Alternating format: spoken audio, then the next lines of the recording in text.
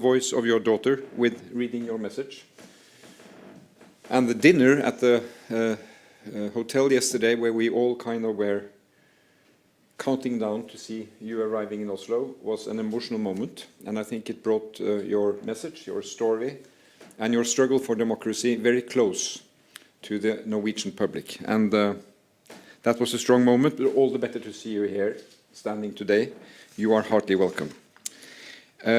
The Nobel Committee makes its choice on every year's prize, based on interpreting the will of Alfred Nobel. And I think this year's prize has a special significance by the very strong emphasis of the link between a democracy that works as a democracy and the way to freedom and peace. Not only between nations, but in nation. So in Venezuela, we have a situation where authoritarian regime is waging war on its people, with millions of refugees and injustice. And there cannot be peace until democracy and elections are respected. So that is the message that we are receiving of great importance for Venezuela, but also a message that has universal bearing. And this is all about fighting for fundamental human rights at a time when democracy is under threat. There are so many countries where this is relevant today. Unfortunately, there are fewer democracies, more authoritarian regimes. That is the trend. So I would like simply to salute you, Madam Laureate, for your struggle. It has cost you a lot. It costs you and your family and your people a lot. And I think what we heard from your daughter yesterday and from your family and the people who came here, thinking about those who are today in jail, those who suffer, those who have aspirations for democracy, that is a strong message of these Nobel Laureate Days in Oslo. But Maria, please, you have the floor. Thank you very much, Prime Minister, and thank you all.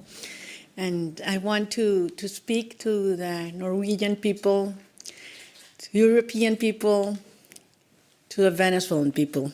I would say to all citizens of the world in this hour, and assure you that I am very hopeful Venezuela will be free, and we will turn a country into a beacon of hope, an opportunity of democracy. And we will welcome not only the Venezuelans that have been forced to flee, but citizens from all over the world that will find a refuge, as Venezuela used to be decades ago. And as I mentioned, well, María Corina read yesterday, I believe that our experience in Venezuela conveys to the world a testimony that certainly in order to have peace, you require democracy. Democracy is the system that enables peace in a society. But you cannot have democracy without freedom. And freedom is an individual decision, a rational decision. And it's the sum of these individual conscious decisions that bring that collective ethos that creates the force, the strength, and the courage to fight for freedom, to defend it when you got it. And that courage comes from the things that truly matter in your life, the things that you love. And when you feel that those things are most in danger, then the courage increases. That's why I am convinced that peace ultimately is an act of love. And that's what brought me here. The love of millions of Venezuelans for our country, for freedom, and for our children. And I believe there's no other generation in the history of Venezuela that loves more freedom, our family, and our soul, our territory, the possibility of actually being in your homeland, in moving freely in your homeland, because we have lost that. And as I mentioned to you, the force that brought this country, our nation together, was this longing that we want our children back home. And we will not stop until they do that. And we give them a country in which they can live with dignity with justice and the responsibility that comes with freedom. So we have great admiration for Norway's institutions and democracy. We shared benefits that nature has given us, and we admire the way this society has used them on behalf of your people. Quite the contrary of what has happened in Venezuela. So we have to learn, and we have used Norway as an example several times during these decades. And believe me, we will turn Venezuela into that energy, technological, and democracy hub of the Americas. And we count on you. And I long for that day, and we will host all of you in a bright, democratic, and free country. And it's going to be soon. So thank you very much, and very honored and grateful to the Nobel Committee for this recognition to the Venezuelan people, to a great movement. I'm just one of that millions of people that form it. And I do believe it is a recognition to democracy as well. So thank you very much. Thank you. So then we open up for questions, and the first question comes from the Norwegian broadcaster TV2. So, Fairuz Shamdid from TV2 Norway. I have a question for you, Maria Corina Machado. You arrived just a few hours ago, and you got to reunite with your family in a very long time. How was that first meeting, and how has your first hours in Oslo been? Thank you. I couldn't sleep last night, going over and over again that first instant when I saw my children. And for many weeks, I had been thinking of that possibility and which one of them I would hug first.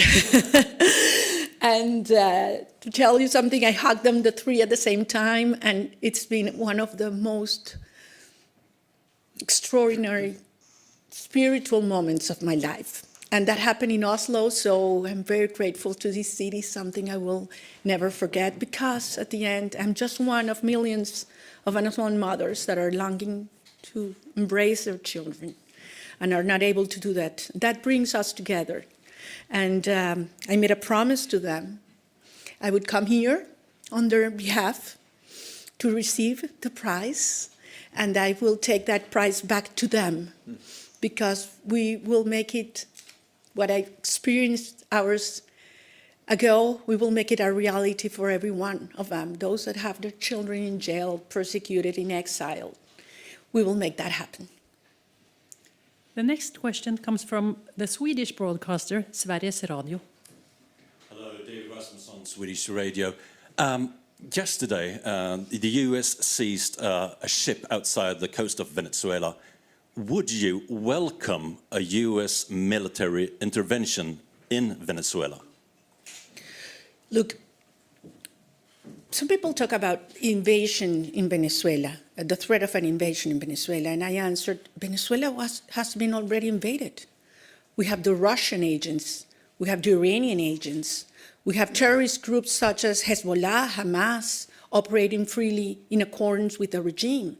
We have the Colombian guerrilla, the drug cartels that have taken over 60% of our populations, and not only involved in drug trafficking, but in human trafficking, in networks of prostitution. So this has turned Venezuela into the criminal hub of the Americas. And what sustained the regime is a very powerful and funded, strongly funded repression system. Where does that funds come from? Well, from drug trafficking, from the black market of oil, from arms trafficking, for human trafficking.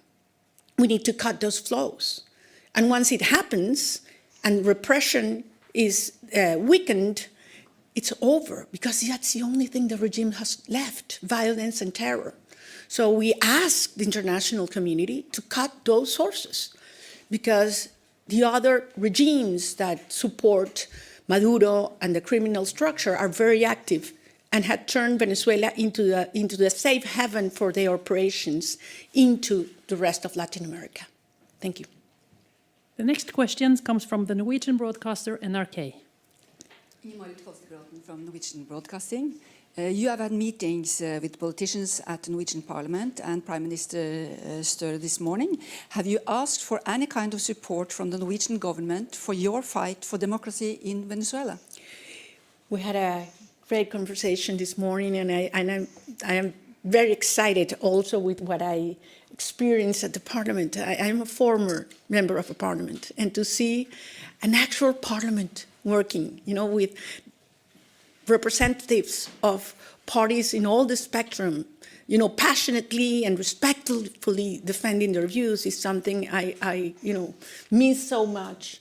And yes, the answer is yes. Not only right now, we need to speak out, to tell the truth, so that people understand what our country is suffering, what our political prisoners are going through.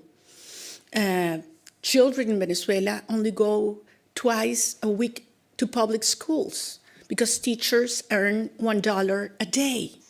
So they have to get other jobs. So we have our children in the streets, and you know what it means in terms of their future and the risks they run. So yes, we need to speak out. We need to cut these resources that support repression now, but also we will need a lot of ideas and advice regarding, building up institutions such as the energy agency that we want to build in Venezuela for the new hydrocarbon sector that will, arise in our country. Can I just follow up to say that the laureate does not have to ask for that support, because we respect the will of the Venezuelan people, and that is clear. They expressed under very difficult circumstances their views in an election, which gave, according to all sources, international and domestic, overwhelming response. They want another course. They want a democratic regime. And for Norway, respecting the rule of law and the main principles of the UN Charter is key. So we want to see that change happen. I think what we learned from these days, talking to not only Venezuelan guests but also representatives of Latin America, is that you need a combination of what comes from inside and what comes from outside. And we are from outside, and we are of course ready to support Venezuela, democratic Venezuela, in building new and sound institutions. They can count on that. And the last question today comes from CNN. Hi, María Corina. I'm Pau Mosquera with CNN. So now you've been in hiding for many, many months. Do you think that the government may have known where were you during this time? I don't think they have known where I have been, and certainly they would have done everything to stop me from coming here. And actually, I want to take advantage of your question to thank all those men and women that risked their lives so that I could be here today. One day I will be able to tell you, because certainly I don't want to put them in risk right now. It was quite an experience, but I think it's worthwhile being here with you, telling the world what's happening in Venezuela, what it means to you as Norwegians and as Europeans, or from all the places where you come from, why Venezuela matters for the world. I mean, when you fight for freedom, you're fighting for humanity. And when we win, because we will, this will be an extraordinary example for those countries that today do not have freedom, and that people are telling them what we used to hear, that it was impossible to achieve it. And we decided to fight until the end, and Venezuela will be free. And of course, it's worthwhile. And when I go back, the regime will, well, there are two possibilities, certainly where the regime will be, but if it's still in power, certainly I will be with my people, and they will not know where I am. We have ways to do that and take care of us. Sorry. Well, so this is the end of this press conference. So I think yeah. we're going to have another conference right now, and I'm going to speak in Spanish if I want to respect the decisions of the Prime Minister. Great, thank you so much for Thank coming. Thank you very much.